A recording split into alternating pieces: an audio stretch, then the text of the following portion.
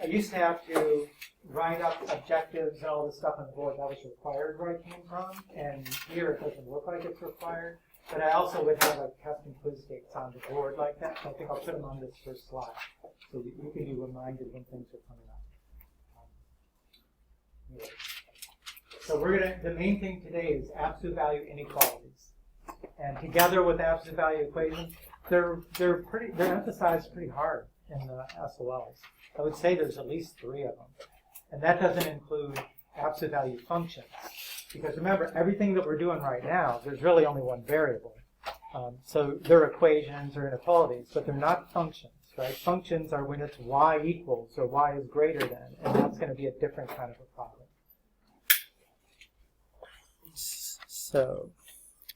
So remember about inequalities. And I put the word linear inequality because in the book this section is called linear inequality. We learned last time that an equation is linear because the variables are raised to the first power. So an inequality is linear because the variables are raised to the first power.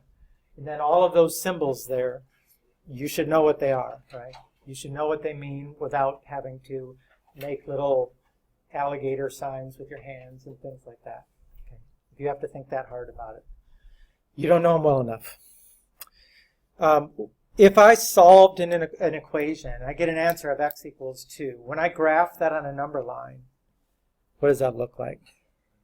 It's a dot, right? It's just a dot at 2. When they rewrote the SOLs, they said something about having to solve and graph the solutions to absolute value equations. And I couldn't believe they really meant it. It seems kind of silly to make little dots on a number line, but that is out there. Now, when it comes to inequalities, on a number line, it's a one variable inequality. When you graph it, it's going to be a dot, but then it's going to be shading on one side of the dot. The solution won't just be one number, it'll be a whole range of numbers. So you got to figure out where's the dot and where's the shading, right? On a number line where smaller numbers are to the left and bigger numbers are to the right, right? If x is greater than 2, then definitely I would want to shade to greater values, which is to the right. Now, the fact that this x less than 2 does not include the 2 means you put an open circle at 2. So if it's greater than or less than, use an open circle. That means that value does not solve it. Right? If it's or equal to, greater than or equal to, then you would use a closed circle and shade it. Right? Open circle, shading. Open circle, no, closed circle, shading. So that's what we're looking for in these graphs.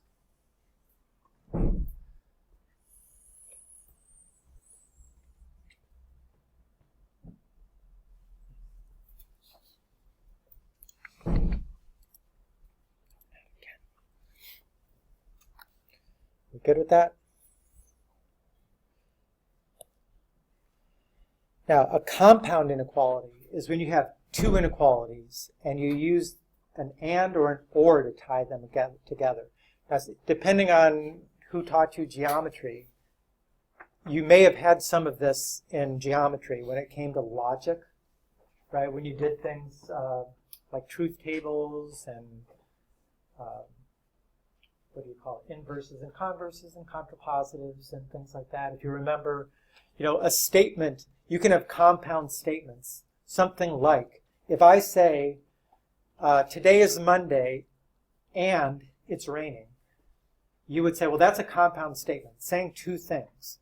One of those things is correct, but I used the word and to connect that. So it has to be that both of them are correct or the whole statement is not true. I mean, if I say, it's Monday and it's raining, you would say, well, that's a false statement. Okay? But if I use the word or, if I say, well, today is Monday or it's raining, well, the first part's correct. So that would mean that the whole statement is correct. When I was in the military, one time I had to be on a court-martial. I was actually like the president of the board because I was a lieutenant colonel and I was the highest ranking guy. And it was kind of an interesting case because it was in the time when people were being sent to Iraq, and this person, she mustered, she did all of her processing to get ready to go, but when she was supposed to show up, she drove to Ohio instead. She didn't want to go. And so they were getting her for failure to go, which is a thing they say in the military. And I forget her attorney was actually a civilian attorney, one that I've seen on TV before. I mean, he's been in some kind of famous cases. I've seen him recently. His name's Garagos, last name. But it all came down to, I remember when we were talking as the jury, we were all deciding what to go. It came down, there was a statement in there that was an or statement. It didn't say that she had to have done both parts to be guilty. It said there was an or that connected them, which meant it didn't have to be both. It just had to be one. And she clearly had done the one. And so she was found guilty on that. So anyways, logic in everyday life. Now for us, when we're talking about this, again, for a compound or inequality to be true, then only one of these has to be true. Let me graph both of these on the same number line. Okay? So if this looks like, here's my number line. -2 is less than 1, so I'll put it to the left. Right? If I want to say x is less than or equal to -2, would I use an open or closed circle? Closed, because it's or equal to. And which side should I shade if it's less than -2? To the left. Shading is like saying x. X is to the left of -2. What kind of circle will I use on 1? Open circle, and I shade it to the right. Okay. Now, because this is a compound or, then the solution to the big statement is any point which is to the left of -2 or any point which is to the right of 1. I mean, it's impossible to be in both. So it has to be just all of those points together. What if this thing had been an and connecting them? Then what would be the solution to the compound statement? If it said x is less than or equal to -2 and x is greater than 1. No solution, because there's no points on the number line that are in both sets. Right? The only way that a compound and can be true is that it's got to look like this. Right? There has to be overlap. And then you find the ones that satisfy both inequalities.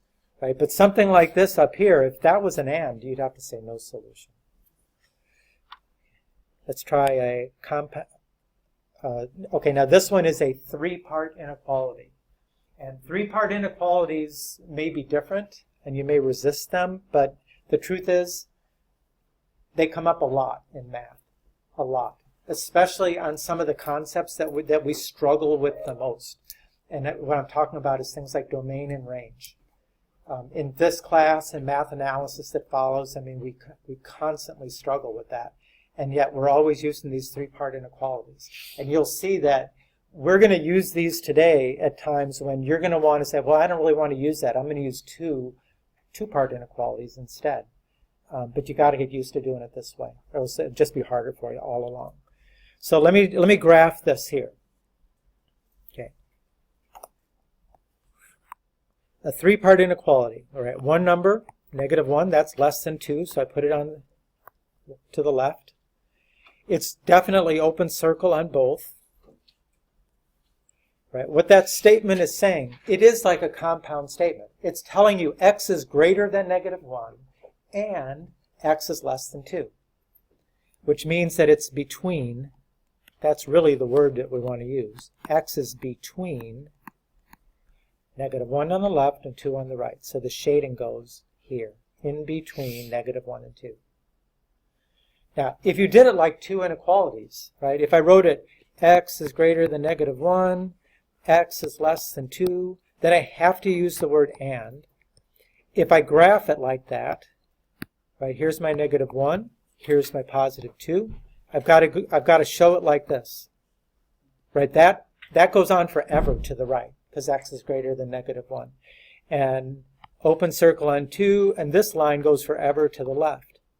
But because it's an and, you say, well, the solution is where those two lines overlap each other, and that is only in between. So if you resist using a three-part inequality and you break it down into two and you graph both of those individually, you got to somehow give an indication that you know that just that shaded area in between is really the solution. Right? Just drawing those two graphs and not giving any indication of that, you kind of miss the point. Okay. So go ahead. This is our first U try. Graph those two compound inequalities. So here's my number line. -3, +1. Okay, should I use an open or closed circle on -3? Closed. Should I use open or closed on 1?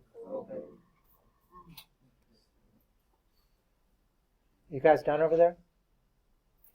Okay. I'm going to have to start moving seats. I can see that. Shaded.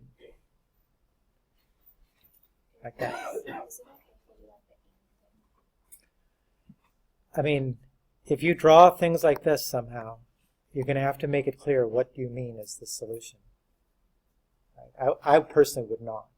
But just do the part that's included. Get to use the, get comfortable with the three-part inequality. And then this one is same number line, 1 on the left, 2 on the right, open or closed on 1, open and shaded to the left,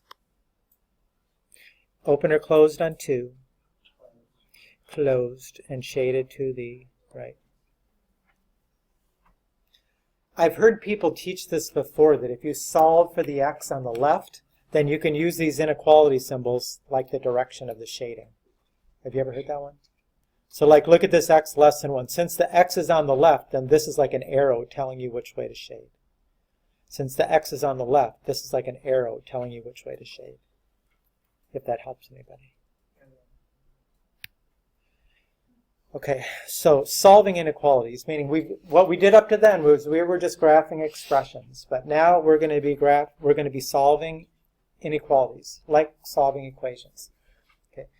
Solving the inequalities works pretty much the way that solving an equation does, right? We add the same thing to both sides, subtract the same thing from both sides, except for two things, that if you do it, it's different. And what are those two things? Yeah, multiply and divide by a negative, right? If you multiply or divide by a negative, it's going to flip the direction of the inequality. Right? If I have negative x is less than 17, and I'm solving for x, I would multiply both sides by -1, and that'll give me x, a positive x and a negative 17, but it'll make the less than a greater than. You got to flip the direction of the sign. And why is that?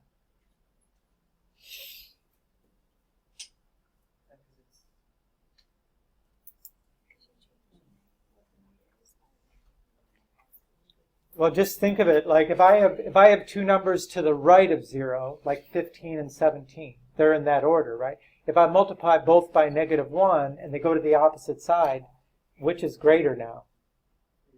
The -15 becomes greater, right? They swap their relative position in terms of which is bigger. So when you multiply or divide by a negative, you're kind of like going to the opposite side of 0. So everything is upside down. You know, what was greater before now is less. So you have to take that into account. But everything else you do is going to be the same. Oops, that was not good. So here is an example, and I just copied the entire example from the book, and you can see that is a linear inequality, and you could see that their first step, they subtracted 7x from both sides. Well, when you subtract 5x minus 7x, what do you get?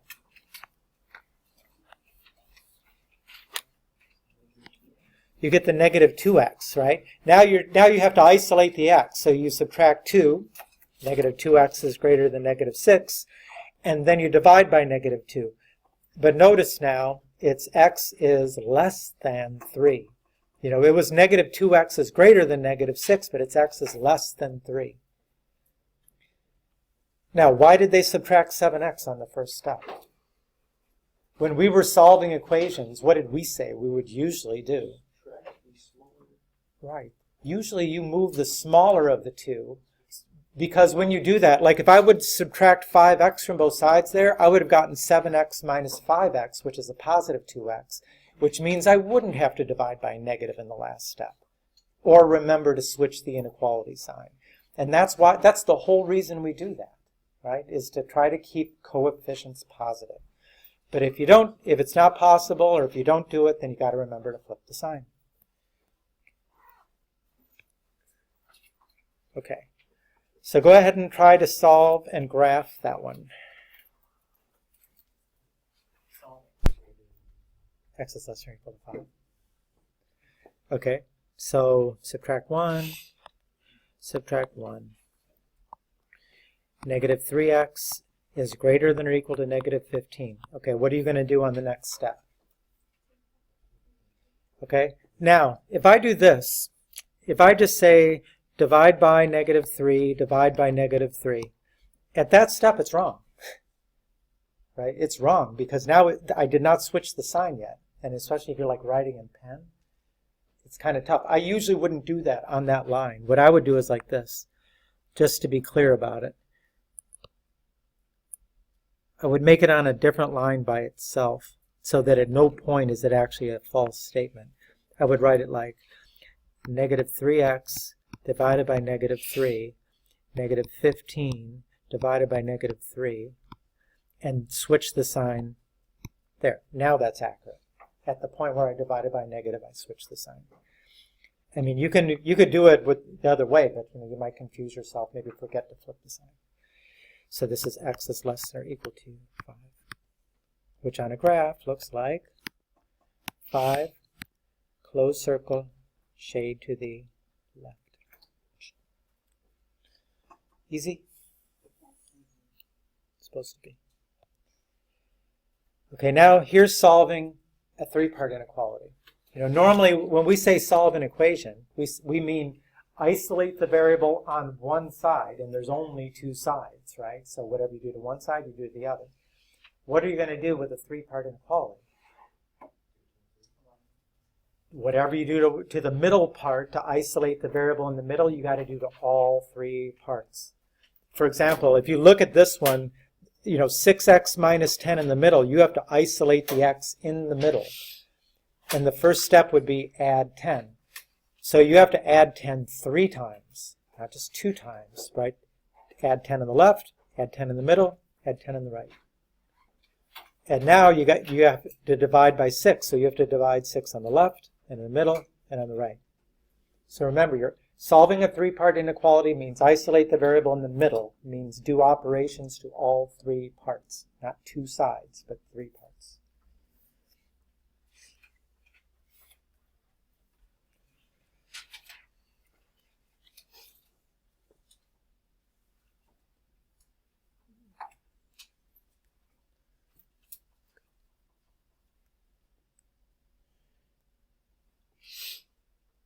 Good, Nathan? You okay? Okay. All right, so go ahead and try to solve that one.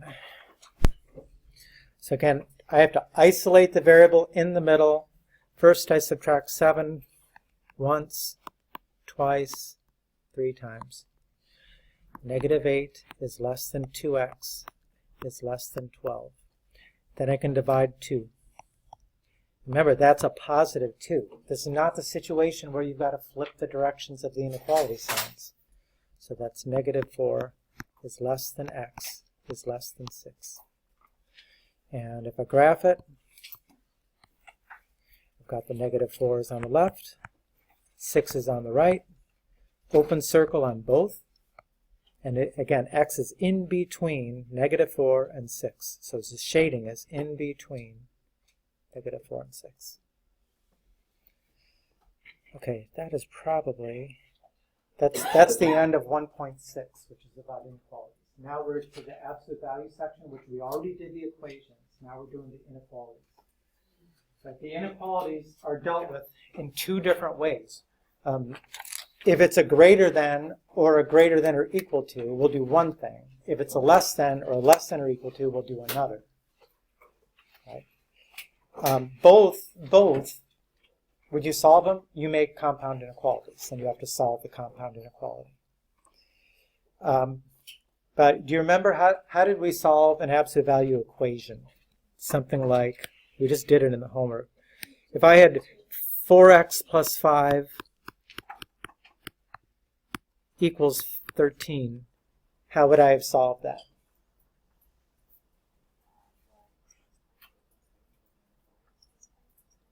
Yeah, we would take into consideration that what's the expression inside the absolute value could equal 13. If it's equal to positive 13, the effect of the absolute value is nothing. If it equals negative 13, what's the effect of the absolute value? It flips the sign, and now it's equal to 13. Okay, well, when we solve an absolute value greater than, it's kind of similar to that. Look at it on a number line.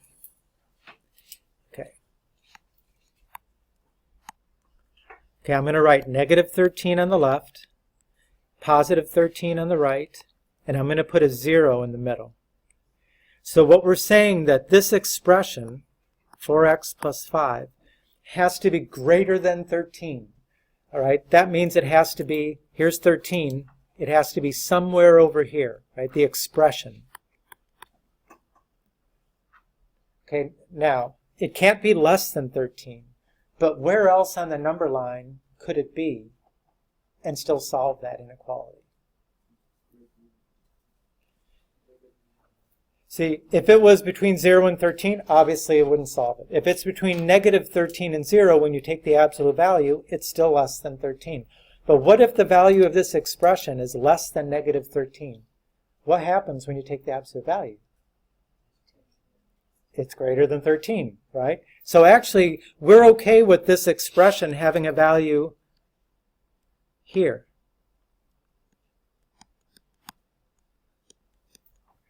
That's terrible. So that's the two inequalities that we're going to write. We're going to write that 4x plus 5 is less than negative 13, and that 4x plus 5 is greater than 13. That's what this is saying. Right? The expression is greater than 13. The expression is less than negative 13. So it's kind of similar to the way we did the equation, where we set it equal to 13 and equal to negative 13, but now we're using inequalities. Solve the inequalities. Right, 4x is less than negative 18, which makes x less than negative 4.5. 4x is greater than 8, so x is greater than 2. Now let me graph those two.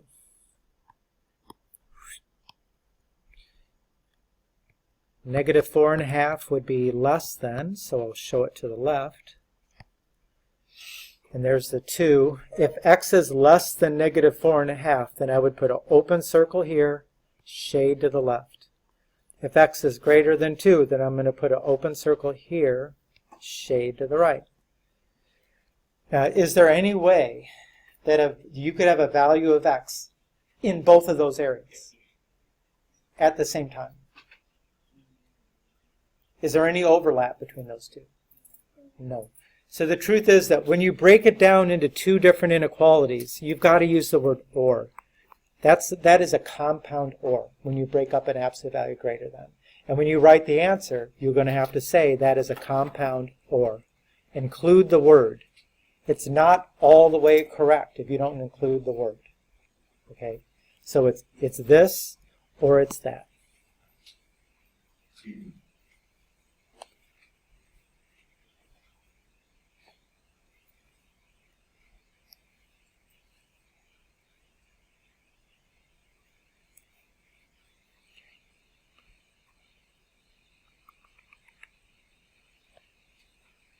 So you try to do it with that. So what are the two inequalities that I should write? 2x minus 7 greater than 1 less than negative 1, right? And then what word do I use to connect them? 4. Solve, right? Add 7. 2x is greater than 8. X is greater than 4. Add 7. 2x is less than 6. X is less than 3.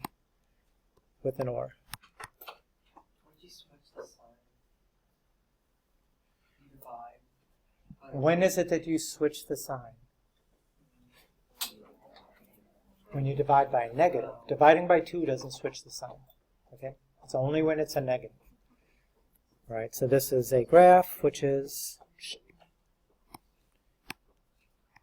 3 and 4 and circle, circle, shade, shade. You know, as I was going around it, I saw half of you at least. Nobody had it wrong, so I guess we were doing okay with that. Okay, now an absolute value less than, different strategy. Okay, again, different strategy. By looking at a number line, you know, what's the value of the expression?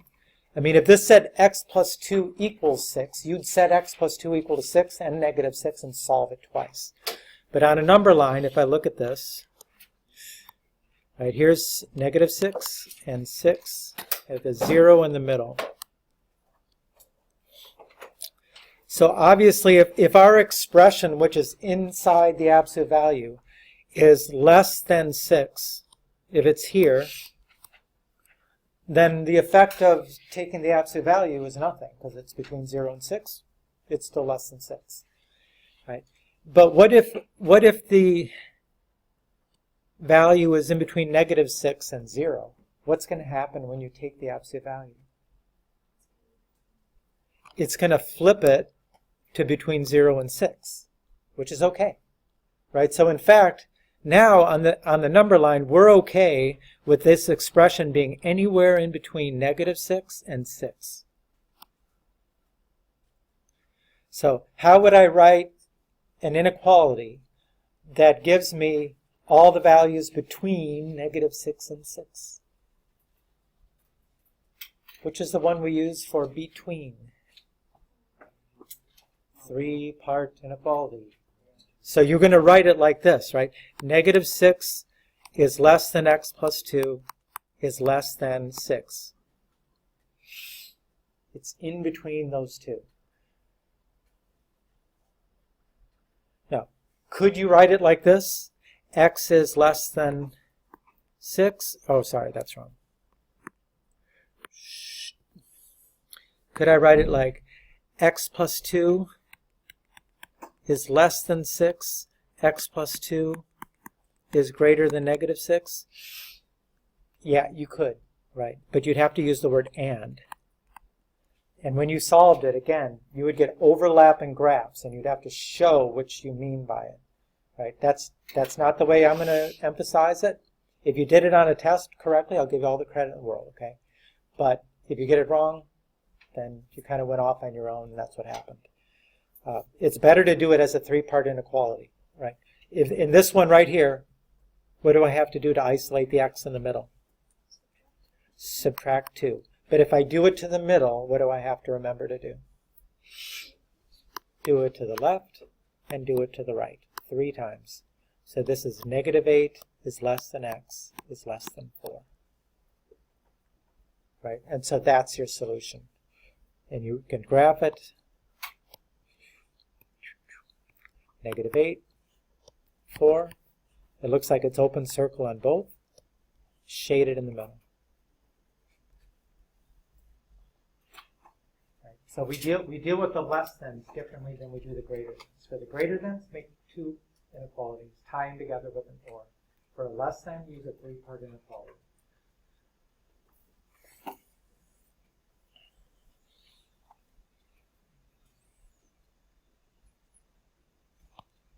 So you try the same thing with that.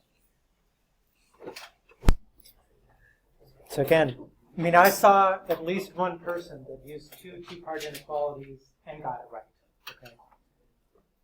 But I would emphasize trying to use the 3-part. What would be the 3-part inequality? Negative 9 on the left is less than or equal to that expression which is inside is less than or equal to 9. in between those two. That's what you solve. So what's the first step to solve? Subtract the 1. So this is negative 10 is less than or equal to 2x is less than or equal to 8. Divide by 2.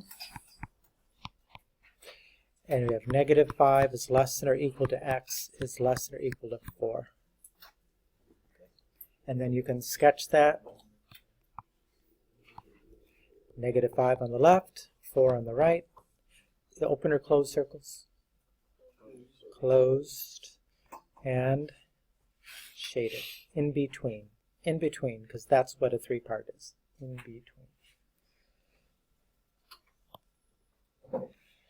So these are the 4 different kinds of absolute value inequalities. And there's not the only difference between the less than and less than or equal to, or the greater than and greater than or equal to, are open or closed circles. That's it. But just notice the differences in the shapes of the graph. When we get to SOL time, and there will be probably at least 3 questions that are about this, and some of them will be showing you graphs. It can't be an absolute value less than or equal to unless it has this shape, right? It's got to have just like the middle of the graph is covered and the ends of the number line are not. And the absolute value greater than's, the middle of the number line is not covered. It's not part of the solution, and the ends are. If you just remember that, you're going to get 1 or 2 of these right just by remembering that one thing. Or at the very least, what it'll be is you could throw out some of their solutions because they just can't be right.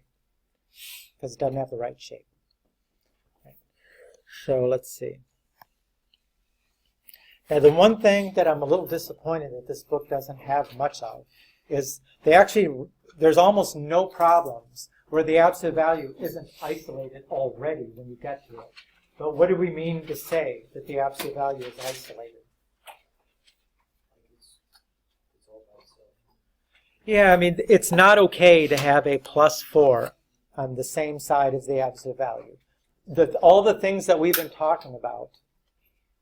You guys done? All the things we've been talking about, whether it's solving an equation by breaking into 2, solving a less than by making a 3-part inequality, all that stuff wouldn't work if you didn't isolate the absolute value first. So make sure you get rid of whatever's on the same side as the absolute value. In this problem here, what would I have to move? The 4, right? So once I subtract the 4, right, then I've got the absolute value of 2/5 n minus 8 is greater than or equal to 8.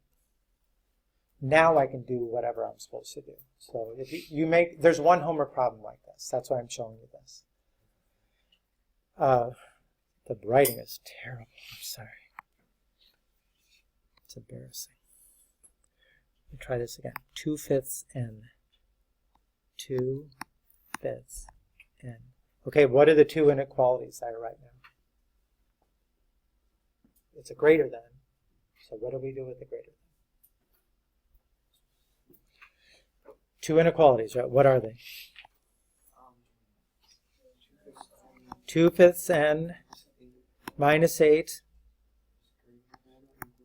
greater than or equal to 8. What's the other one? No absolute value.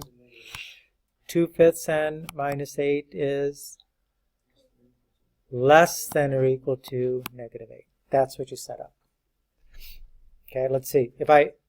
The one on the right, if I add 8 to both sides, now I've got 2/5 n is less than or equal to 0. So n is less than or equal to 0. About this one, when I add 8, I'm going to get 2/5 n is greater than or equal to 16. Okay, how do I solve that for n? Divide by 2/5 or, say again? Multiply by 5. Normally that's what you want to say. If you say divide by 2/5, well, how do you divide by 2/5? You multiply by the reciprocal. So you're going to end up doing that one way or the other. So it's better just jump right to that. So if I multiply this side by 5/2 and this side by 5/2, right, on this side it all cancels and I just get n. And then what is 16 times 5/2? 40. 40. So those are our two. And this is an absolute value greater than. So what word connects them? Or. Right? So here's the graph. 0 on the left, 40 on the right. It's closed circle on both. It's shaded to the right, shaded to the left.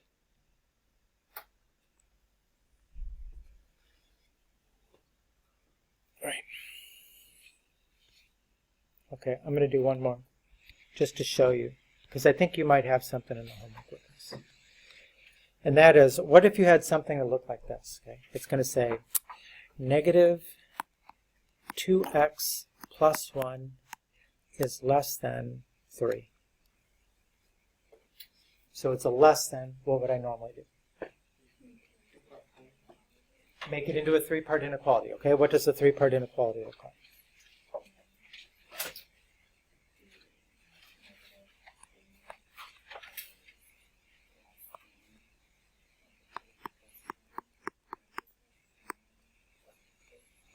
Okay, solve for that, for x. What should I do next step? Subtract 1 here, and here, and here. Now it's negative 4 is less than negative 2x is less than 2. Then what? Okay, when I divide by negative 2, what happens? Yeah, both inequality symbols will switch direction. Okay, so at that step, I'm going to write it like this. Negative 4 divided by negative 2 is greater than negative 2x divided by negative 2 is greater than 2 over negative 2. Right? Yes.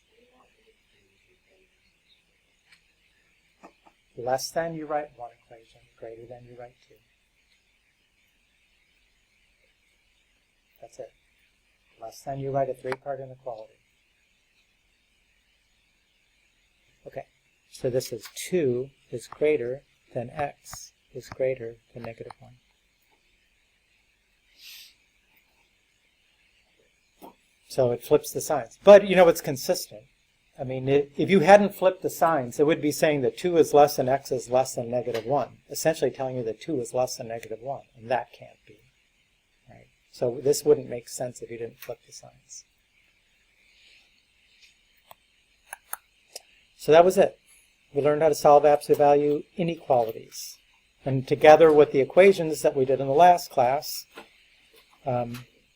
we covered a pretty important part of that SOL, solving equations SOL. And that's the homework.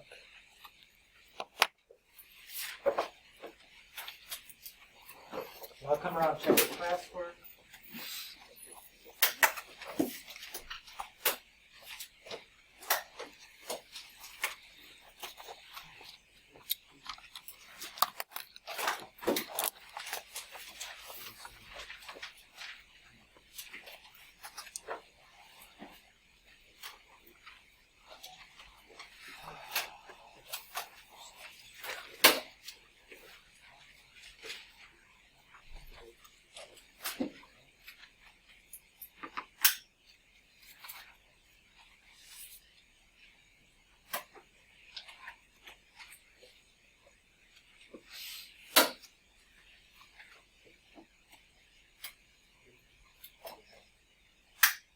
The main goal out of doing all this is like, please put away phones.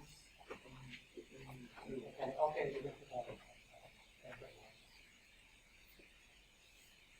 You know, I would hope that after what we did, you can start going.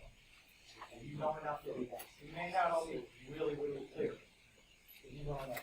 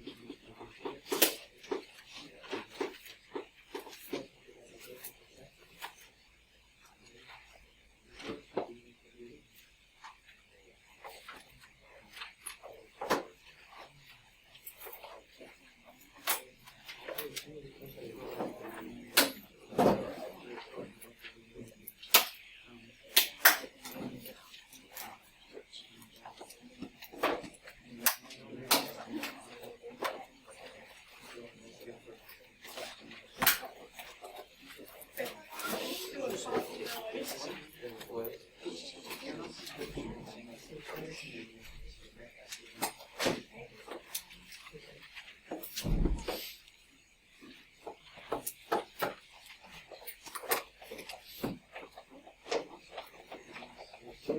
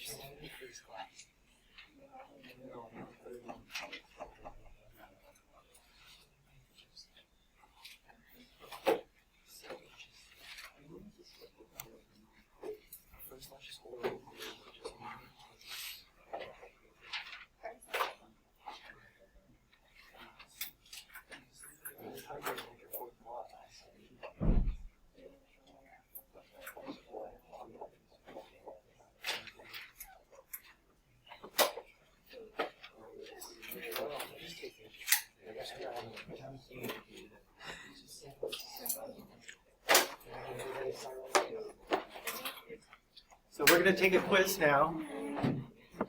It's short. What's that?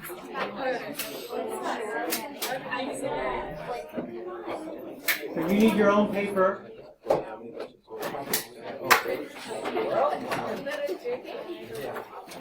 Well, you can get parts of credit. So each one you want to do.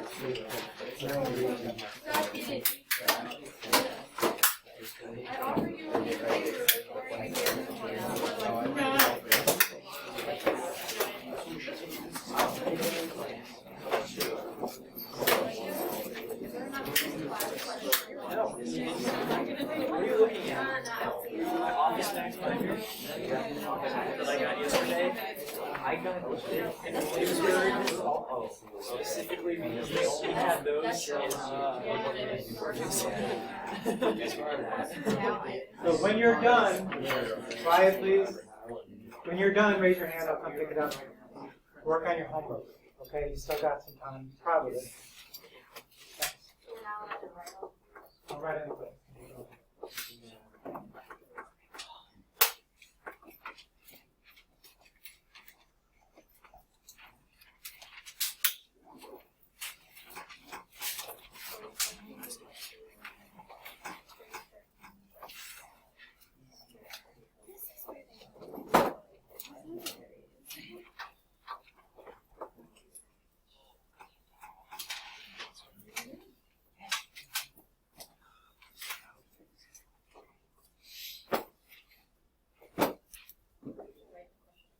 No, you don't have to write that.